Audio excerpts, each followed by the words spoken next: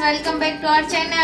આજે આપણે કાચી કેરીનું શરબત બનાવવાના છીએ, તો ચાલો રેસીપી સ્ટાર્ટ કરીએ।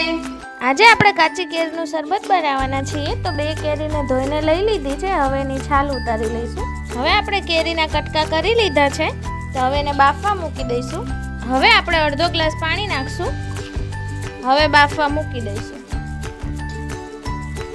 હવે આપણી કેરી બફાઈ ગઈ છે, તમે જોઈ શકો છો આ ટાઈપનો કલર થવો જોઈએ, એકદમ સ્મૂથ થઈ ગયું છે એનું ટેક્સચર।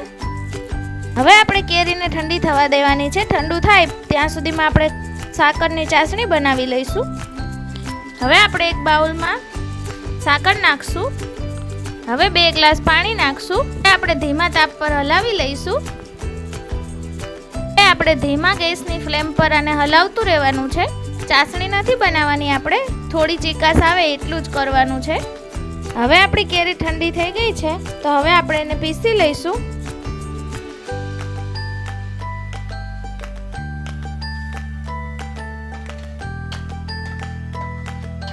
હવે આપણી કેરી પીસાઈ ગઈ છે, આ ટાઈપનું થઈ ગયું છે ટેક્સચર। હવે આપણે ફુદીનો એડ કરશું। હવે આપણું મિક્સચર પીસાઈ ગયું છે, આપણી સાકર ઓગળી ગઈ છે, એટલે કેરીનો પલ્પ એડ કરી દઈશું।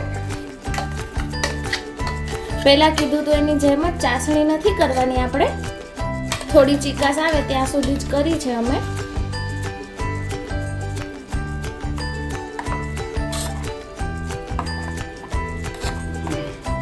હવે આપણે શેકેલું જીરું નાખશું, 1 ચમચી સંચાર નાખશું, અને 1 ચમચી મીઠું નાખશું, અને 1 ચમચી કાળા મરીનો પાવડર નાખશું।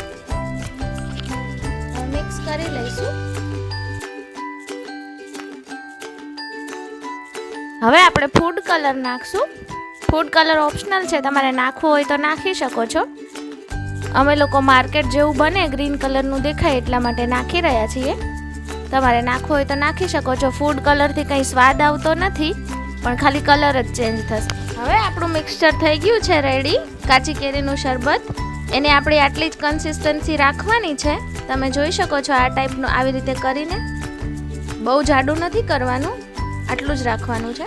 તો હવે આપણું રેડી થઈ ગયું છે। હવે આપણે લીંબુ એડ કરી દઈશું। સાકરથી બનાવેલી ચાસણી જામે નહીં એટલા માટે આપણે લીંબુ એડ કરવાનું છે। લીંબુ એડ કરવાથી તમે ફ્રીજમાં રાખશો તો પણ જામશે નહીં, તો લીંબુ ચોક્કસથી એડ કરજો, અને લીંબુ સૌથી લાસ્ટમાં નાખવાનું છે।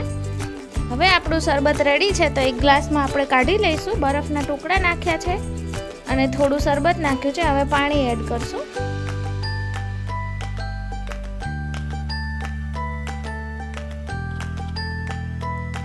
હવે આપણે બનાવેલી કાચી કેરીની જે પેસ્ટ છે એ નાખશું।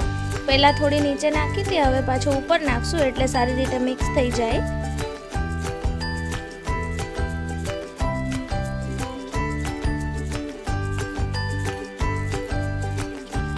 અને આપણે 1 ગ્લાસમાં તકમરિયા નાખી રહ્યા છીએ।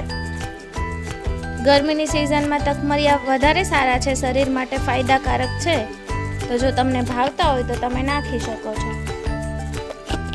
હવે આપણું શરબત તૈયાર છે, તમે જોઈ શકો છો કેવું સરસ બનીને તૈયાર થયું છે।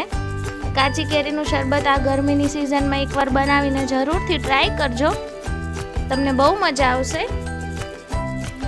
અને અમારી ચેનલને લાઈક, શેર ને સબસ્ક્રાઈબ કરજો। Thank you.